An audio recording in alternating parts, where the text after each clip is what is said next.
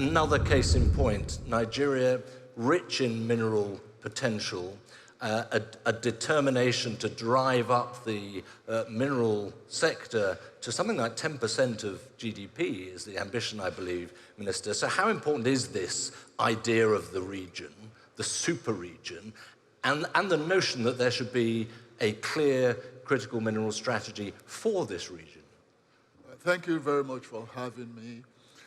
First of all, you know that for us in Nigeria, for decades, we've operated a monocultural economy, depending on oil, fossil fuel, and all that. And with the global trend now, transition to clean energy and all that, and an economic imperative for us to diversify away from fossil fuel, we are necessarily channeling our attention into critical minerals that we have in abundance, as we've discovered recently. So, for us in Nigeria and for most of Africa, the idea of a super region is quite significant for us in order to harness these mosaic distinctive mineral resources that are within the confines of the super region, and therefore achieve a sustainable energy investment and energy demand and supply for the world. Now, for us in Nigeria, we are very, very critical with development of our critical minerals, the critical metals, the rare earth metals, and all that. And so the idea of inclusivity in the super region is quite significant for us, because we believe that in the super region, there is collaborative efforts, not just in terms of investment, but in terms of knowledge sharing, technological transfer, and sustainable investment environments, impacting socially, socio-economic positivities, and more importantly for us in Africa, local value addition. For a long time, and for, say, centuries, Africa has been the breadbasket of raw materials extraction.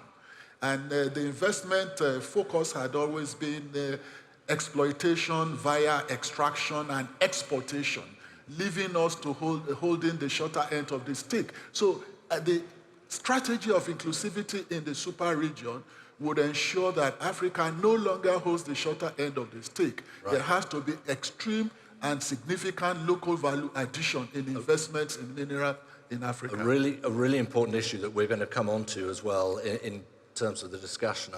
I would just very briefly like to say, this idea of a super region strategy is one thing, but wouldn't an alliance of sorts among African countries themselves, their own strategy, be more beneficial at this stage to you? Exactly, actually. Or is that just a dream? It's not a dream, it's actually in the process of actualization.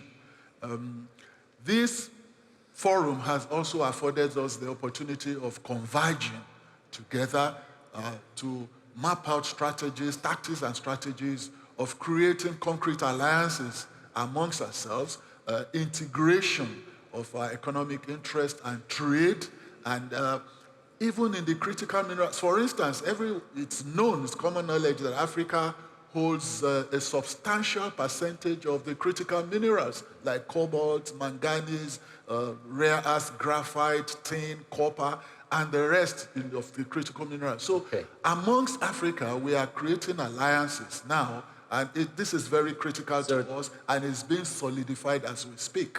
Dele Alake, you brought up the importance of, let's use the phrase, yes, and just transition in all this. Right.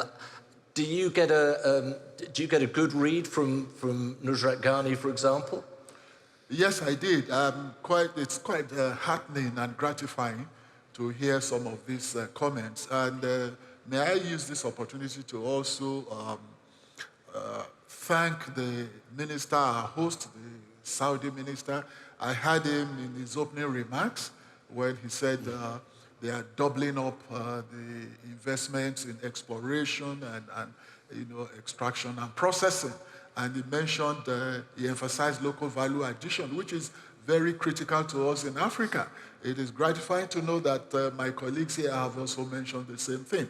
Now, a very significant aspect of this sustainability process is achieving net zero environmental impact in all the processes from exploration, extraction, and industrialization, manufacturing of whatever it is, the end product.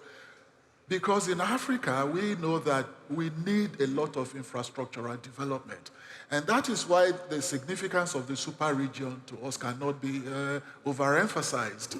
We believe that the super region, like he said over there, has a comparative advantage when you think in terms of the volume of minerals within the confines of the super region, the technological know-how, the financial capital, financial layout, the capex that is necessary for us in Africa. These are elements that are necessary for us, and we believe that inclusivity in the super region would open up the doors of opportunity to actualize some of these things. So it's quite gratifying to know that we are a part of this, and we are deriving maximum benefit through collaborative efforts with other member nations of this super region.